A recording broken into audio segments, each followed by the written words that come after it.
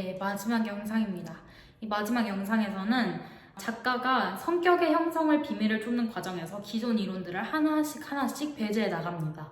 그래서 특히 성격 차이를 설명하기 위한 여러 요인들이 있었는데요. 그중 하나가 유전, 굉장히 큰 부분을 차지하는 유전이었고, 그다음에 양육 환경, 그다음에 유전자와 환경의 상호작용, 출생 순서들이 다 있었는데요. 이 작가는 이 5장에서 뭐라고 이야기를 하고 있냐면 모두 충분하지 않다. 성격 형성을 설명하는데 이 요인들이 모두 충분하지 않다. 왜냐면 이 네 가지 모든 요인들이 다 일란성 쌍둥이 간의 성격 차이를 설명해주지 못하기 때문입니다. 성격 차이의 본질적인 문제가 뭐냐라고 하면은 이제 기존의 이론들은 성격은 유전자와 경험의 결과다라고 이야기를 하고 생애 초기의 경험이 중요하다라고 이야기를 하고 있는데 작가는 이 모든 기존의 성격 발달 이론은 충분하지 않다라며 비판을 합니다. 현재 인기 있는 성격 발달 이론들은 초기 환경, 특히 부모, 그 중에서 특히 어머니에서의 학습이 다른 상황에서도 그대로 전이된다고 보는데 이는 현실과 맞지 않다는 것이죠.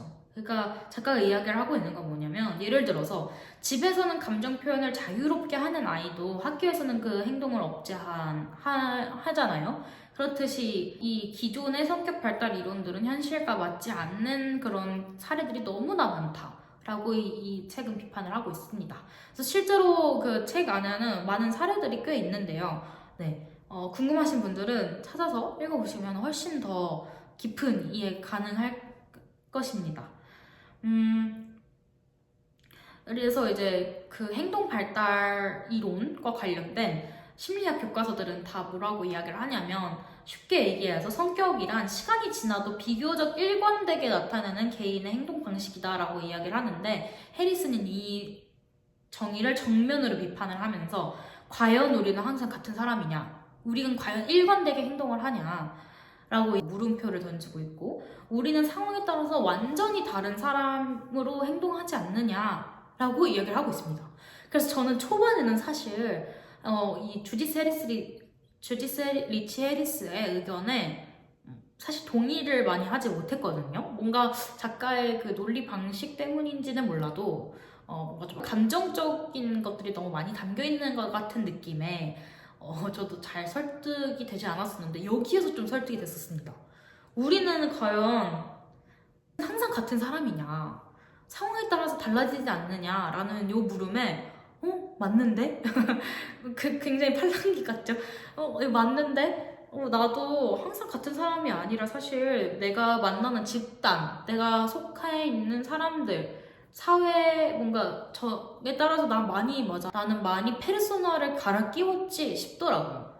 그러니까 뭔가 본질은 달라지지 않았겠지만 조금씩은 저도 가면을 약간 부캐라고 하죠. 부캐가 있듯이 조금씩 달라졌었는데 주디스 리치 해리스의 주장이 설득력을 갖는 챕터였습니다. 왜냐면 저는 완전 어렸을 때 초등학교 때부터 친했던 친구들과 만나면 더 엄청 편하니까 뭔가 제 모습이 보이지만 그래서 제 속마음을 많이 얘기를 하지만 막 재밌는 사람이라고 제가 생각하진 않는데요. 근데 또 이제 고등학교 친구들을 만나면 완전히 달라집니다. 고등학교 친구들을 만나면 뭔가 속마음 이런 거를 깊게 꺼내는 느낌보다도 진짜 그냥 엉뚱하고 재밌게 놀고 막 그러니까 진지한 저의 모습이 초등학교 친구들과 있을 때만큼 나오지는 않거든요. 고등학교 친구들과 있을 때는 조금 그냥 완전 엉뚱하게 완전 그 고딩 시절로 돌아간 것처럼 엉뚱하고 그냥 웃기게 제가 변하고요. 그리고 이제 제가 집 안에 가면은 엄마 아빠의 딸로서 또 약간의 애교쟁이 또는 약간의 퉁명스러운 제가 나오죠. 그러니까 이렇게 계속 다른데 다르니까 주디스 리치 해리스의 주장이 설득력을 갖게 되었습니다. 이 챕터 정도부터. 그러니까 한 200페이지 정도를 읽어서야 어느 정도 제가 이제 설득이 되었던 겁니다. 네. 그래서 이렇게 저뿐만 아니라 굉장히 많은 사람들도 동의를 하겠죠. 서로 다른 모두의 행동이 나올 수 있는데도 기존의 성격 이론들은 이를 뭔가 성격을 하나의 고정된 성격으로만 설명을 하려고 했다라고 이 주디스 리치 해리스는 비판을 하고 있습니다. 그래서 이 기존의 성격 발달 이론들은 현실을 지나치게 단순화했다라고 이야기를 합니다. 그래서 이 챕터의 결론은 성격 형성의 진정한 원인을 찾기 위해서는 맥락에 따른 학습과 행동의 전이 가능성에 대한 정교한 이해가 필요하다. 기존처럼 그렇게 단순화하는 것은 옳지 않다. 단순히 유전이나 환경 탓으로 돌릴 수 없으며 성격은 특정한 사회적 맥락에서의 학습이 어떻게 행동에 영향을 미치느냐에 따라 달라진다는 점을 강조한다. 그 다음에 이제 6장에서는 어떤 이야기를 하고 있냐면요. 6장에서는 모듈 형태의 마음에 대한 이야기를 하고 있습니다. 이 장의 핵심은 인간의 인지 시스템이 어떻게 다양한 하위 모듈로 구성되어 있으며 이들이 협력하여 통합적인 인식을 가능하게 한다라는 그 내용을 담고 있습니다. 그래서 인간의 마음은 우리의 성격, 우리의 개성은 여러 특화된 모듈이 조화를 이루는 시스템, 하나의 시스템이다라고 이야기를 하고 있습니다. 그러니까 기존은 굉장히 뭔가 심리학적이고 추상적인 이론에 가까웠다면 이 모듈 형태의 마음에서는 뇌과학에 대한 조금 이야기를 조금 더 하고 있는 것 같습니다. 뭔가 시스템, 모듈 이런 이야기가 나오니까요. 그래서 저와 같은 공대생에는 이제 이런 모듈이나 시스템이 나오면 조금 더 의견이 정돈되는 느낌이 있어서 네, 조금 더 쉽게 읽혔던 기억이 있습니다. 그래서 이 저자는 인간의 마음은 단일한 논리장치가 아니라 서로 다른 역할을 수행하는 여러 개의 심리적 모듈로 구성되어 있다라고 이야기를 하고요. 그래서 예를 들어서 언어 처리 모듈, 그 다음에 뭐 사회적 단서 인식 모듈, 누가 나를 좋아하는지, 누가 권력을 가졌는지 등을 판단하는 사회적 단서 인식 모듈, 그 다음에 도덕 판단 모듈, 위험 감지 모듈, 뭐 등등등, 이거 외로도 더 많겠죠? 이런 모듈들이 있는데 뇌에 이 각각의 모듈이 협업도 하고 서로 경쟁도 하면서 행동을 결정한다는 것입니다. 그리고 이 모듈들의 유기적인 작동 덕분에 우리는 복잡한 사회생활, 문화적 규범 이해, 타인과의 협력 같은 고차원적 행동을 할 수 있는 것이죠. 라고 이 작가는 이야기를 하고 있습니다. 그리고 만약에 작가가 이야기하고 있는 게 만약에 이 모듈들이 굉장히 상호적이지 않고 리니어하게 또는 단순하게 역할을 했다면 지금의 인간이 행동하는 것처럼 유연하고 복잡한 사회적 행동은 불가능했을 것이다 라고 이야기를 합니다. 그래서 이 모듈에 관한 이야기, 또 빼놓을 수 없는 이야기가 바로 자폐아에 대한 이야기인데요. 이 자폐증 같은 사례를 통해서 마음의 메커니즘을 들여다볼 수 있다라고 이 책은 이야기를 합니다. 그래서 항상 뇌과학이 그렇듯이 뭔가 어떤 하나의 결함이 있는 사례를 가지고 어떤 외부의 역할을 알잖아요. 그거랑 같은 접근 방식인 것입니다. 그래서 저자는 결함을 통해 기능을 이해한다라는 접근을 사용하는데 즉 마음이 특정 부분에서 고장난 사례를 통해 정상적인 마음의 작동 구조를 역으로 파악할 수 있다라고 이야기를 합니다.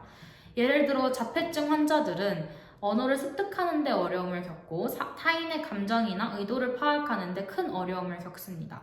사회적 맥락을 읽지 못하고 문맥 없이 반응하는 경우가 많은데 이건 사회적 인식과 관련된 모듈이 손상되었거나 비정상적으로 작동하고 있다는 증거로 볼 수 있다라는 것이죠.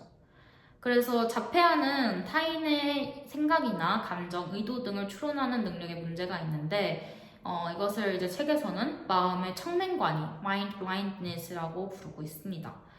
그래서 관련 연구들 중에는 뭐가 있냐면 베런 코헨의 자폐와와 다른 집단을 비교한 그런 연구가 있는데 이 베런 코헨 이 연구에서는 이들이 사회적 상호작용에 필요한 특정 모듈이 손상되어 있음을 증명했습니다. 또 대표적인 실험 중 하나가 셀리 앤 테스트인데요. 셀리는 공을 어디에서 찾을까라는 질문에 이제 자폐아들이 질문에 제대로 답을 하지 못하는 그런 현상들을 보고 이 자폐아들은 타인의 감정이나 그 셀리라는 사람의 의도나 감정을 파악해야 공을 어디에서 찾을까라는 그 셀리의 다음 행동, 미래 행동을 예측할 수도 있잖아요. 근데 그런 그런 타인의 감정이나 의도를 파악하는 데 결함이 있기 때문에 이런 질문에도 제대로 답을 하지 못했다라는 실험 연구인 거죠. 그래서 자폐증은 단순히 지능이 낮다라는 게 아니라 마음의 구조 중 일부 기능을 비정상적으로 작동함으로써 나타나는 복합적인 현상이라는 것을 이야기를 하고 있습니다. 그리고 저자는 이런 사례를 통해 정상적인 마음이라는 것은 얼마나 정교하게 돌아가는 시스템이 유기적이고 복합적으로 작용하는 것인가, 그런 시스템인가를 강조하고 있습니다. 근데 또 작가가 이 마지막으로 이야기하는 건 인간의 마음은 진화의 산물이자 혁신적이지만 굉장히 취약한 시스템이라고 이야기를 합니다. 이거는 이제 책 전반에서 흐르는 뭔가 좀 진화 심리학적인 관점인데요. 저자는 인간의 심리 구조가 수백 년에 걸친 진화 과정에서 특정 생존 전략에 유리하도록 형성되었다고 봅니다. 그러니까 예를 들면 요 집단에 소속되고 싶어하는 마음, 타인의 시선을 민감하게 인식하는 능력, 모방을 통해 학습하는 습성, 이 모든 것들이 사실 과거 생존에 유리하게 작용되는 기능이었다는 것이죠. 즉, 마음은 원래 현대사회를 위해 설계된 게 아니라 사실은 수렵 채집 사회에서 살아남기 위한 장치였다 라고 주장을 하는데, 그래서 마음은 굉장히 혁신적인 구조이지만 동시에 이 현대사회를 살아가는 우리들에게는 오작동할 가능성도 많다 라고 이야기를 합니다. 현대사회에서 불안이나 스트레스가 지나치게 과도하게 작동하거나 외부 평가에 지나치게 예민하게 반응하는 것 등등등 이 모두가 이런 것들이 시스템의 부작용이라고 볼 수 있다는 것이죠. 그래서 마무리를 이제 하자면, 마무리는 이 개성의 탄생 또 nurture assumption은 개성은 어떻게 탄생하는가에 대한 질문을 가지고 이야기를 하는데, 개성은 부모의 영향, 양육으로 생기지 않는다라고 기존의 권위적인 이론을 완전히 반박을 하고 있고요. 또 여기에서 이제 이야기를 하는 거는 부모가 자녀에게 끼치는 영향은 우리가 생각했던 것보다 훨씬 작거나 특정 맥락에서만 나타날 뿐이다 라는 이야기를 하고 있습니다. 그 대신 이 작가가 이야기를 하고 있는 건 대신 개성은 세 가지 힘의 상호작용으로 형성된다 라고 이야기를 하고 있습니다. 그래서 이게 결론인 거죠.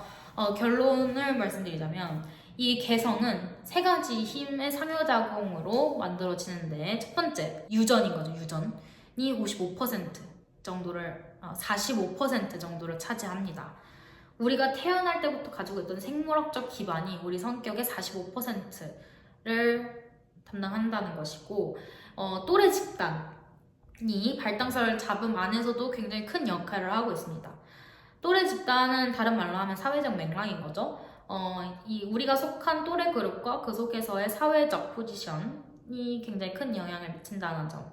그 다음에 우발적 경험과 환경, 우발적 굉장히 랜덤한 예측 불가능한 사건, 사회적 위치, 맥락적 차이들이 이 세 가지를 이루고 있으며 이 세 가지들이 상호작용하면서 우리의 성격을 만들어낸다라고 이야기를 하고 있는 것이죠. 즉 개성은 부모가 어떤 사람인가 보다는 아이가 어떤 사회적 세계에서 어떤 역할을 맡게 되었는가에 의해 형성이 된다고 이 저자는 이야기를 하고 있습니다. 그 다음에 나는 왜 나인가에 대한 이 답에 지금 또 답변을 하자면, 나라는 정체성은 다양한 사회적 맥락 속에서 경험한 역할들과 비교 속에서 형성된다 라고 이 저자는 이야기를 합니다. 예를 들어서 저는 집에서는 첫째라서 뭔가 조금 어떻게 보면 장녀 같은 모멘트들이 많이 나오겠죠. 그렇지만 학교에서는 또 그 외동 같은 모습이 보이지 않고, 실제로 저는 남동생이 있냐라는 말을 많이 듣는데, 뭔가 다른 사회적 시선에서는 또 학교에서는 평범하게 외동스럽지 않고 살아가며 친구들 사이에서는 장난꾸러기, 완전 엉뚱하고 막 완전 장난꾸러기로 살아가는 등 상황별로 달라지는 행동 모드가 반복되며 그 안에서 나라는 이미지가, 복합적인 이미지가 구성된다라고 이야기를 하고 있습니다. 그리고 굉장히 핵심적으로 일란성 쌍둥이는 왜 다른 개성을 가지는가에 대한 이야기를 해보자면, 제가 책을 읽고 결론 지은 것은 뭐냐면, 일란성 쌍둥이는 유전자도 같고 집도 같고 부모도 같고 한데 왜 성격이 다를까 왜일까에 대한 질문 답을 하자면 그 이유는 형제자매는 서로 다른 사회적 포지션에 놓이게 됩니다. 같은 부모라도 자녀들을 다르게 대하고 또 자녀는 서로를 경쟁자로 인식하기도 하니까요. 그다음에 또 쌍둥이도 서로 다른 또래 집단에서 다른 사회적 경험을 합니다. 예를 들어 하나는 인기 있는 그룹에 들어가고 하나는 그렇지 않다면 그들이 형성하게 되는 자아 개념과 행동 습관은 달라질 수밖에 없다는 것이죠. 그렇다면 일란성 쌍둥이는 왜 그럴까? 왜 서로 다른 사회적 포지션에 놓이지도 않고 다른 또래 집단을 가지지도 않는데 아까 랄레르와 라단에 대한 이 그 사례에서의 그 접착성 상생아의 사례는 왜 개성이 다를까라고 하면은 그 이유는 바로 랜덤한 우연의 진화적 산물인 거죠. 랜덤. 그러니까 그 접착성 쌍생아여도 자라면서 뭔가 뉴런의 위치나 아니면 그 아이가 태반에서 놓였던 환경 또는 자라면서 뭔가 겪게 된 굉장히 랜덤한 여러 가지 요인들이 그 두 접착적 쌍생아라도 그 두 사람의 인격체를 다른 아이덴티티로 형성한 것이라고 저는 이 책을 읽고 결론을 내렸습니다. 그러면 이렇게 드디어 6번째 영상도 마무리를 내리도록 하겠습니다. 감사합니다.